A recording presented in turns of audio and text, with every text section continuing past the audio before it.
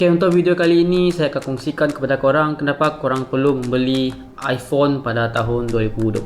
Okay guys, bertemu lagi bersama saya JVL dan yang masih baru dengan channel saya, jangan lupa tekan butang like dan subscribe. Okay, yang sudah subscribe, welcome back to my new video. Topik kita hari ini saya akan kongsikan kepada korang pengalaman saya menggunakan iOS ataupun iPhone. So seperti yang korang tahu, saya adalah pengguna tegar Android. Sekarang saya telah menggunakan Android lebih kurang 10 tahun dan first version Android yang saya gunakan adalah 1.6 Eclair, dan smartphone Android yang pertama yang saya dapat adalah masa itu, tak silap saya, Sony Xperia X10 Mini. Dan dalam video kali ini pula saya akan kongsikan pengalaman saya dan kenapa korang perlu mendapatkan iPhone pada tahun 2020. Sebab utama kenapa korang perlu membeli iPhone pada tahun 2020 adalah yang pertama sekali adalah dia punya sistem. iOS terkenal dengan dia punya sistem yang sangat-sangat optimize. So kita boleh katakan iPhone ni dia memang lag free.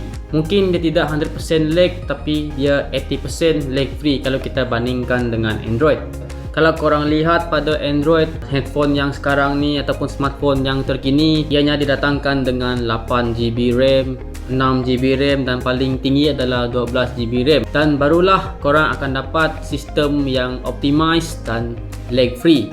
Tapi berbeza pula pada iOS. iOS korang gunakan 2GB RAM, 3GB RAM ataupun 4GB RAM pun korang dah akan dapat sistem yang sangat optimize dan sangat-sangat lag free.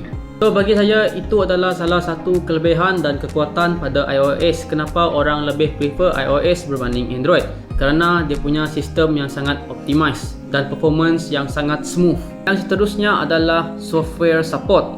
Okay, iOS dia boleh support dan dia boleh dapat major update sekurang-kurangnya 5 tahun. Android phone seperti Google Pixel dan OnePlus, mereka akan dapat 3 kali major update. Dan untuk Samsung, LG, Sony, mereka akan dapat 2 kali major update. Okay, yang seterusnya pula adalah camera performance. Apa yang saya boleh katakan, kamera performance pada iOS ataupun iPhone memang sangat-sangat superb dan tip-top. Sekarang ni saya menggunakan iPhone 7. Apa yang saya boleh katakan, iPhone 7 memang boleh menandingi smartphone Android yang dikeluarkan daripada tahun 2018 hingga 2020.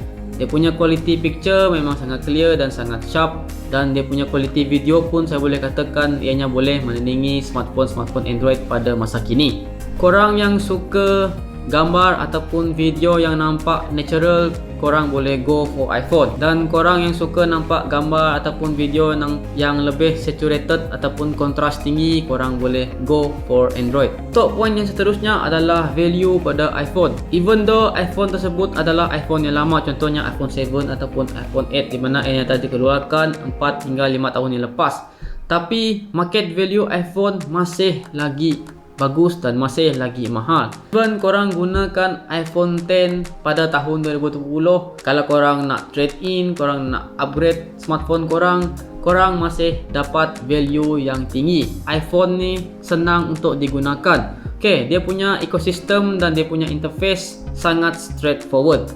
Korang tak ada future nak tukar phone, korang tak ada future nak tukar icon, korang tak ada future nak tukar theme seperti mana korang lihat pada Android. Mungkin inilah sebab kenapa iPhone lebih smooth berbanding dengan Android, sebab dia punya ekosistem pada UI dia sangat simple. Dia tak perlu menggunakan RAM yang banyak untuk run pelbagai jenis feature. Okay, yang seterusnya adalah security. Saya boleh katakan security pada iOS lebih bagus berbanding dengan Android. Kalau korang tercicir iPhone korang, jangan harap orang yang menjumpai iPhone korang tu boleh gunakan iPhone korang dengan sewenang-wenangnya. Tapi pada Android, pengalaman saya, apabila smartphone korang hilang, lepas tu orang lain jumpa smartphone korang, mereka masih boleh menggunakan smartphone korang. Mereka hanya perlu wipe habis, factory reset, ataupun mereka reset menggunakan PC ataupun laptop, dan habis. Ini kita sentuh pula kelemahan sekiranya korang mendapatkan iPhone pada tahun 2020. Kelemahan yang pertama bagi pendapat saya untuk iOS adalah ianya susah untuk connect kepada device-device lain. Maksud saya adalah susah nak link ataupun susah nak sync dengan device-device yang lain. Kadang-kadang file pada iOS dia tidak compatible dengan Windows, dia tidak compatible dengan Android dan lain-lain device. Okey, masalah yang saya hadapi semasa saya transfer file daripada iPhone 7 ke PC Windows adalah PC Windows dia tidak dapat render dan dia tidak dapat nak proses footage daripada iPhone dengan baik. Mungkin korang yang pernah melalui pengalaman seperti saya, korang boleh solve problem tersebut, korang boleh share dengan saya. Kelemahan yang seterusnya bagi pendapat saya adalah iPhone ni dia kurang feature. Kita ambil contoh Samsung. Okey, Samsung menggunakan One UI sekarang ni.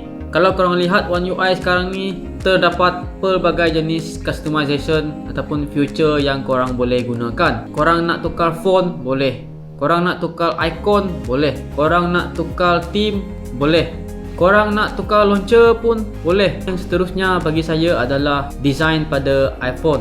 Saya boleh katakan design pada iPhone dia okey sajalah.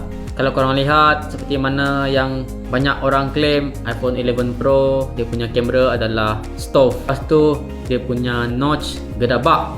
Tapi notch gedabak pun banyak juga Android pergi copy.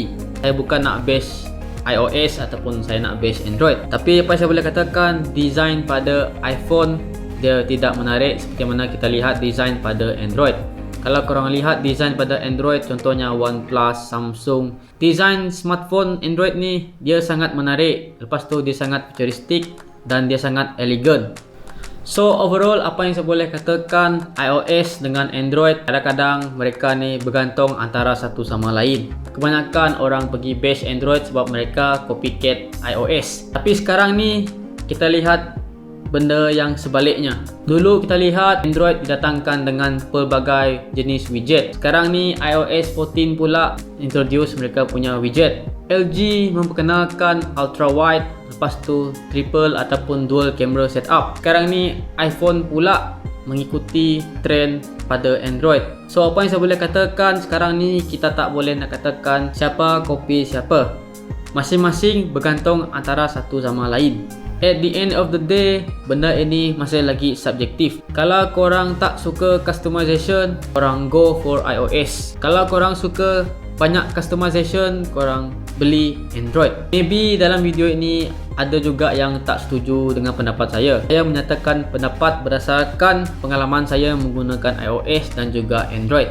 Okay guys, itu saja untuk video kali ini. So saya harap korang dapat input dan manfaat daripada apa yang saya sharekan kepada korang. So sekiranya korang rasa video ini membantu, jangan lupa tekan butang like dan subscribe pada channel saya.